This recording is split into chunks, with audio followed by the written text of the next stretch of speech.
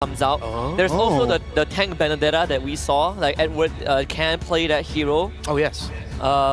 First time Moskov today. First time Moskov, yeah. We've seen the Tamus also. It was picked in a wild card, I believe, once. So at this point, Falcon needing to wrap up their draft. They still need a jungler. They still need a EXP laner or roamer. Can definitely flex either way here. For jungle, you mentioned some assassin picks. Ling, Hayabusa. The Joy's gone, but it's definitely down. The Bane! And a Hilda. Yeah, got let through. Great pickup. The aggression that Falcon is showing, the team fighting, they want to control Aurora in multiple aspects, whether it's in the center of the map or in the team fight itself. The Aurora need to time their entries here. I think another frontliner is warranted. It cannot just be the Gatot. The Tigreal. I mean, there is still the Renegade Tigreal. It is open. Oh, that's true. You could put Edward on the Gatot. Okay, this might not be an Edward pick. There might actually be a Renegade pick that they're picking last. Definitely a possibility. Overall, Falcon, I mean, you want to try to do something that can stop the forward pressing of Falcon here with the Hilda, with the Bane. At this point, they have a very, get in your face and just keep pressing in. And they are going to wrap it up with the Gwyn. Here's the question. Is it Roam? It is going over to Renegade. Roam, Gwyn. Now, we saw this a little bit in NACT. Shark actually picked this up, and it worked well. They're going up against the Burmese Falcons, and we're down to the last 3 series for the first round of the Swiss stage. Let's see what happens between Aurora MLBB and Falcon Esports. We're gonna get straight into this jungle matchup. The Bane is something we actually haven't seen as well. I think we saw a lot of it in our playoffs, but unfortunately in M6, wildcard, and the last 4 matches, we haven't been able to actually see the Bane a lot. So Dax, it's already something new here from Falcon Esports. Benny on the Bruno, though, that's a signature pick. That's what he used in the Myanmar qualifiers, actually, to get through and to beat Mythic Seal. So I'm already expecting Benny to do wonders. Yeah, and that's honestly the playstyle for Falcon Esports, right? They usually really want to funnel everything onto Benny, and this is a Bruno, so it's all the more reason for you to want to do that. But I'm really curious as to how Renegade will make use of this Guinevere. Like, what would be the ideal targeting? How particular could they be with the usage of this Guinevere? Is it really a pick-off-centric approach that they want to use? Oh, that's a Blade Surge. It connects onto Kidex. The spatial migration, that's a flicker from Yue. Unfortunately, unable to get the stun, but the damage is enough. Renegade picks up first blood for Aurora. Oh, that's some early game presence Aurora MLBB is trying to show us here. Not even bothered by the presence of a Jushin trying to control the mid lane. Even the Hilda, I don't feel that Aurora MLBB is threatened by the presence of these early game heroes from Falcon Esports just yet. They're working really well together, and we're seeing a 4-man rotation as early as less than 2 minutes into this game. Aurora doing Aurora things, This is how they like to play the game. Renegade actually going to be sent down below to soak in the wave, I believe. All right, that's an interesting one. Edward already level 4, clearing out the mid lane together with you as Royal Milk tries to poke him down, but I agree with you. It's not that much pressure that Hilda can assert right now, but Dax is on the turtle. No response as of yet. Demon Kite can be pressured down by Royal Milk. Oh, the Wilderness, Power of the Wilderness as well as the Deadly Catch finds him. Dax has fed him into the sharks, and the turtle will go to him. Spatial migration with the Violet Requiem. Renegade gonna be caught now. Juicin picking him up. Renegade low, taken out again. Dax still surviving as Kidex zones you away. That's the peel from the Crimson Beacon. That's another Lantern Flare, and Edward is down. Falcon Esports starts off strong. And I'm not entirely sure if it was the best decision to proceed with that turtle contest, knowing that Demon Kite was poked really low. We were talking about how Royal Milk and his presence wasn't really felt in the first few minutes of the game, but he just made a statement with how he was able to poke Demon Kite really low, and PX7 was ready to do the follow-up. He dealt enough damage as well, and Aurora MLBB were unsuccessful in taking that turtle. Now it gets eerie. Now it gets real eerie, Brigitte. We've been saying, there's been a lot of upsets, but it should change. Aurora, we've been hearing the rumors. Sounds like they're a different team, but so far, the early game has gone to Falcon Esports, and man, that was impressive stuff. They literally just played it so well. Dax forced him into that pit, got into the Deadly Catch. Demon Kite goes in for the stun. The damage, Frigid Glacier, the combo. Demon Kite shoots the arrow down, and PX7 gets caught in the mid lane. All right. So gradually, they're taking steps towards regaining control of this game. Red J, though, forces out the Purify from Benny.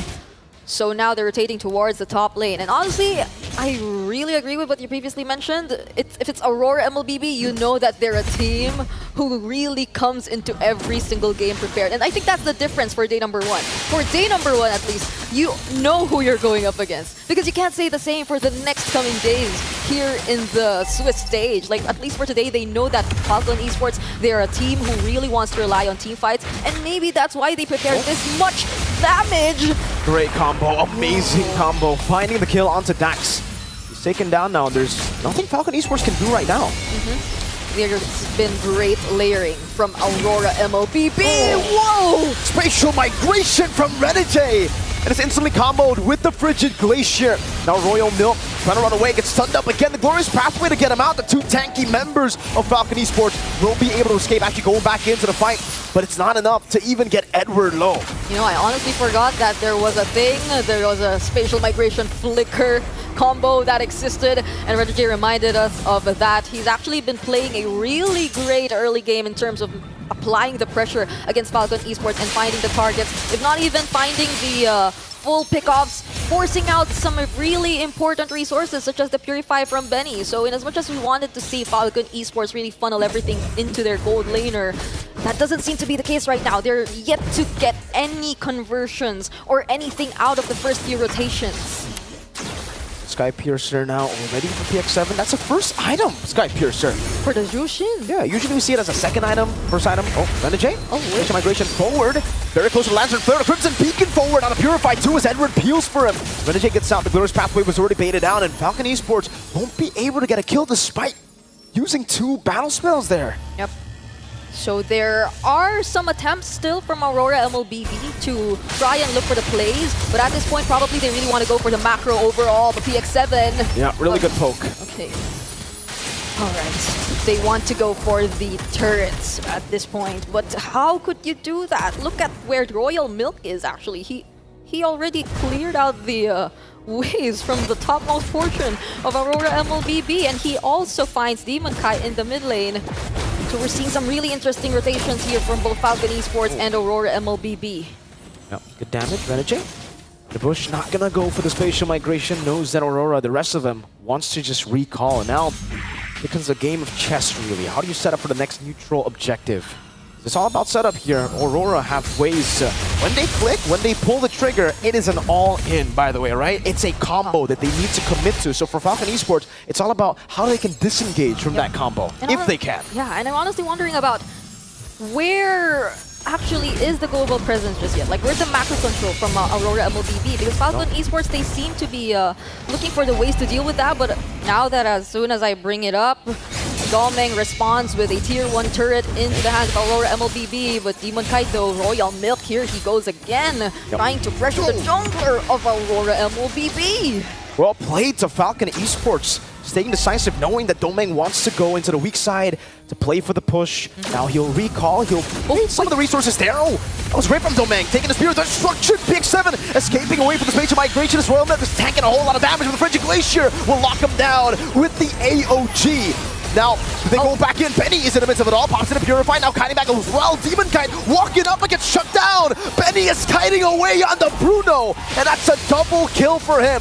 Domeng making quick work of the turret in the mid lane. Will be able to get away. Now Spear of Misery to disengage. The sustain was there for Benny. And honestly, the Soul Silver, the damage wasn't enough just yet.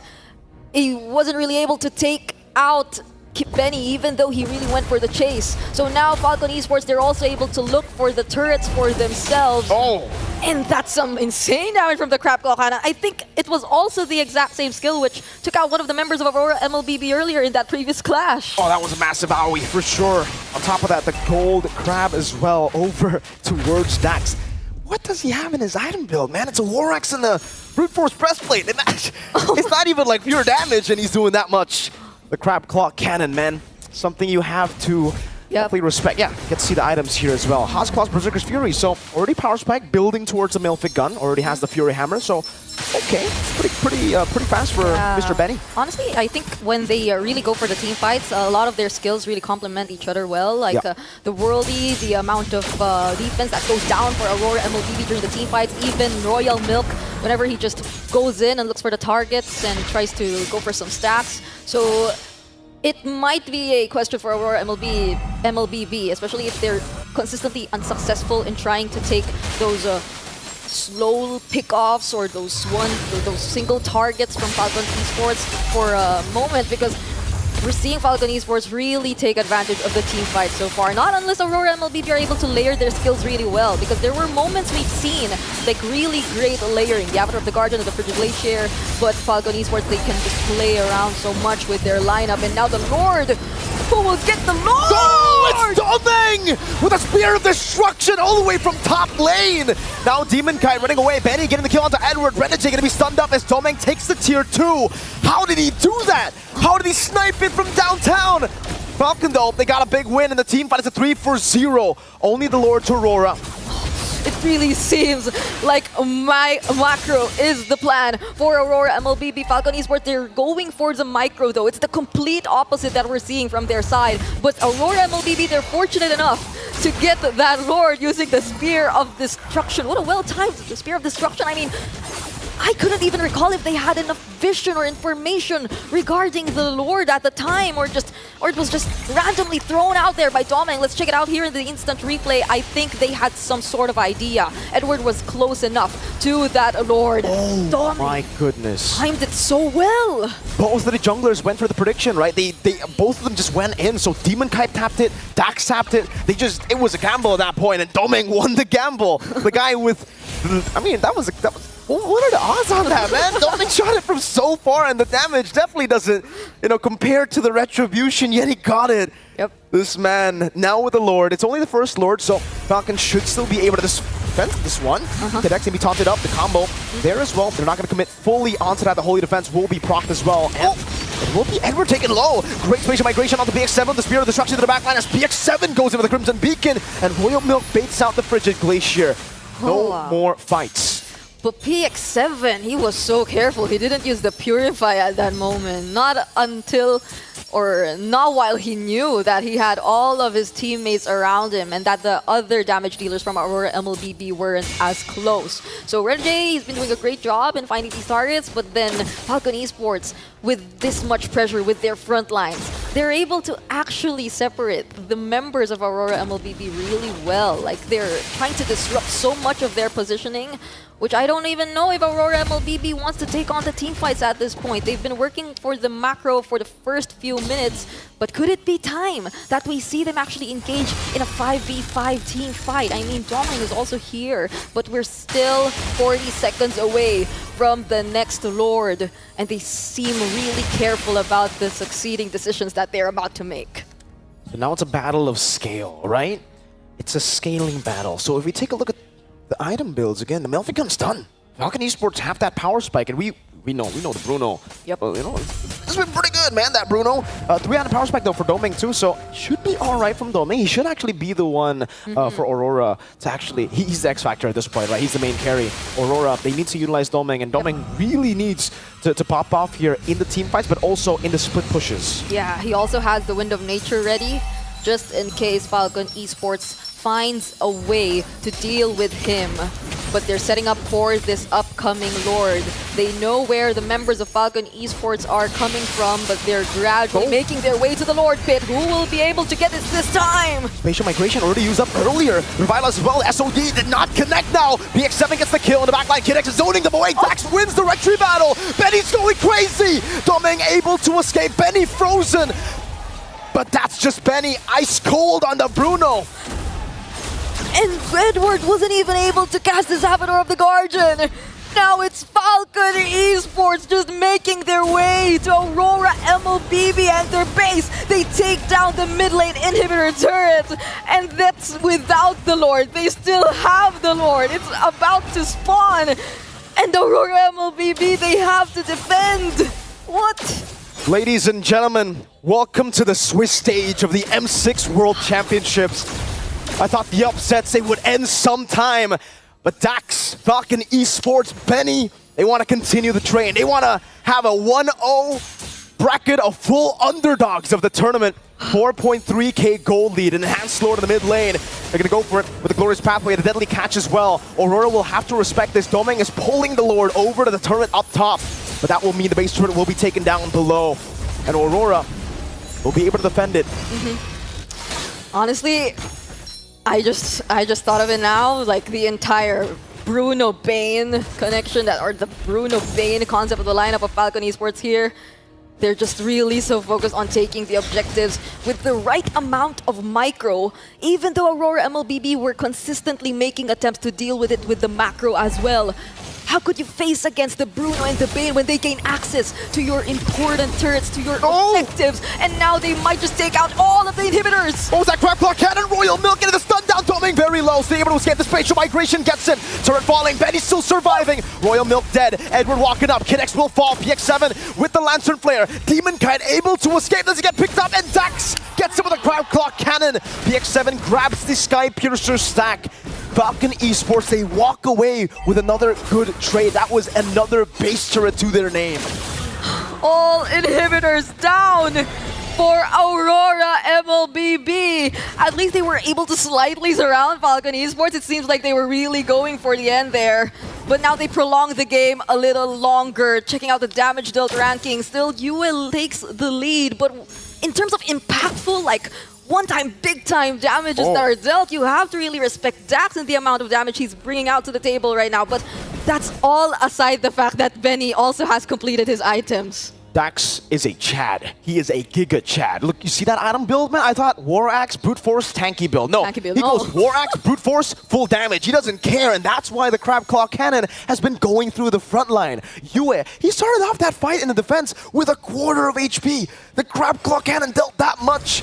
And now Falcon are just pressuring them, not letting them breathe. Domeng is caught off. Oh, good dodge from Royal Milk there for the SOD, but they won't be able to push forward anyways here. The Lord will be spawning in the bottom lane, and Falcon have 3 base turrets down, so they're going to have super minions pushing and shoving towards Aurora at every given moment. Yep.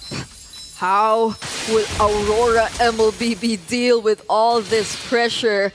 Benny and Kinex slowly are about to make their way to the Lord, and definitely Aurora would want to contest this. This doesn't look like an ideal situation if you were Aurora MLBB, if you're left to defend with literally no inhibitor turrets left in your base. But how could they gain access towards the Lord? How will they engage this? There's the pathway of Domeng! Oh! PX7 gets the Sky Piercer! The execute comes down! That might be the way for the end angle. Dex got the Lord earlier. Edward jumps in to peel for Yue, but PX7 gets another. And now it's Royal Milk who wants to push forward. Aurora, 2 members left standing. It's the Smiling Demon and Renegade. Falcon Esports don't care. They want to go straight for it. It's another Sky Piercer stack for Renegade. PX7 got the monster kill, and the day of upset continues. Falcon Esports!